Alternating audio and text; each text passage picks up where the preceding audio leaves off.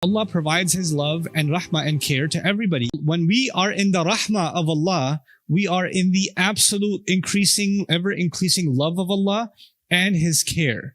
And the idea of condition and unconditioned, as explained in the Fatiha, is Allah provides His love and rahmah and care to everybody. Even Fir'aun, his lungs expanding and his lungs collapsing every time he inhales and exhales, is actually an act of Allah's loving care towards him. Is even towards him. So life itself is a rahmah given to us by Allah. But at the end, Allah does mention in the Quran, there are some things you can do that if you keep on doing them, you can disqualify yourself from Allah's rahmah. Now, how long do you have to keep Allah's rahmah? So long as you're alive. Right? So it's not too late so long as you're alive. The moment you die, it's too late. Now, at that point, it's too late. Now, what does Allah say, for example? Wallahu la yuhibbul zalimeen. Right? So Allah doesn't love people who do wrong. But He doesn't say, Allah doesn't love people who has done anything wrong. Like one time you did something wrong, Allahu la yuhibbul zalimeen. Zalim is an ism fa'il, means people that keep on doing wrong and they make a lifestyle out of it. Right? So those kinds of people, they close the doors of Allah's love themselves. They close that door on themselves. The nations that God destroyed in the past, like the nation of Nuh, Salih, Lut, alayhim salam, the stories you guys know about, right? Those days when those punishments came, for those few moments, or that day, or that week, سَبْعَ لَيَالٍ وَثَمَانِيَةَ أَيَّامٍ حُسُومًا, for those days, the doors of Allah's love and care for those people closed. They disqualified themselves from Allah's love. That's what happened with them. But still the point holds. It's wrong to say just callously, Allah's love is conditional. No. Allah's love is vast, all-encompassing. And it takes a lot for Allah He doesn't even say He hates. He never says He hates. He only says He doesn't love.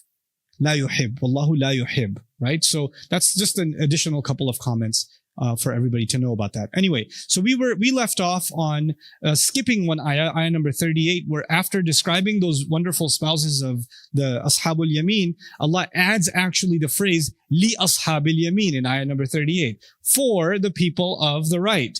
So that means that this section opened with Ashabul Yameen ma Ashabul Yameen, and then it ends also Li Ashabil Yameen.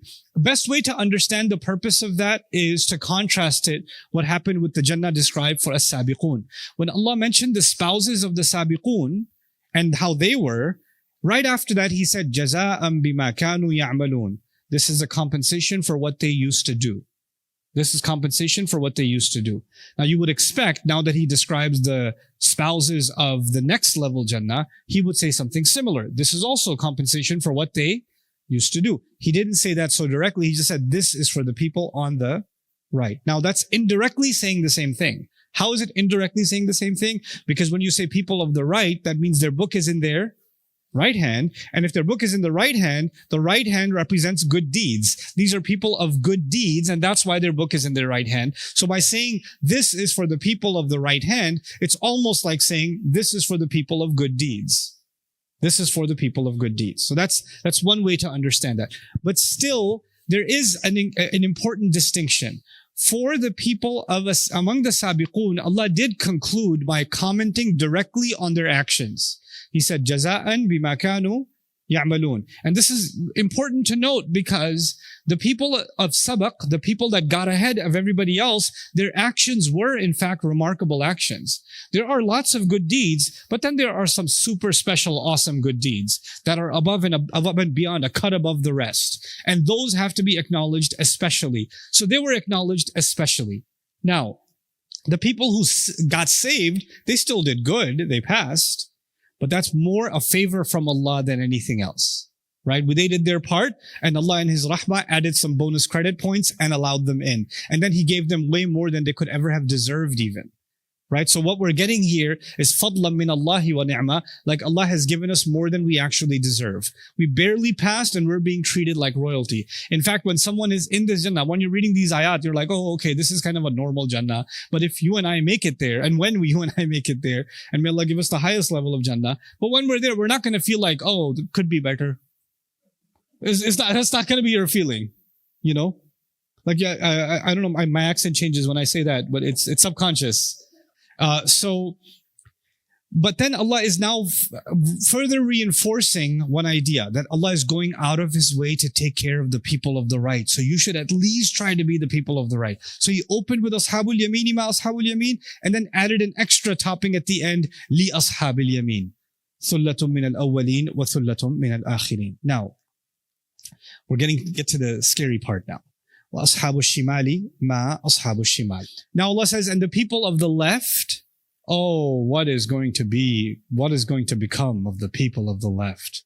What can you imagine of the people of the left? The ma, this istifham, is not the people of the left. Who are the people of the left? Not who, what?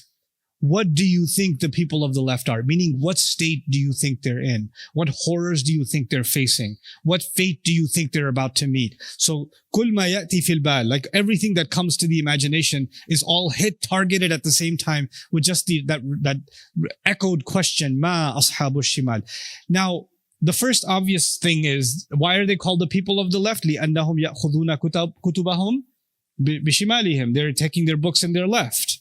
And by the way, you should know that the book, there's two things described in the Quran about the people who get their book on their left hands. May Allah not make any of us from them. These people will get their book in their left hand and it will be behind their back, وَرَاءَ ظَهْرِهِ. And they don't have control over their limbs, so they cannot pull their arm forward because their limbs are no longer under their control. So they have their book, it's bad, but it's in their left hand and it's behind their back. So it gets even worse because now they don't even know how bad it is.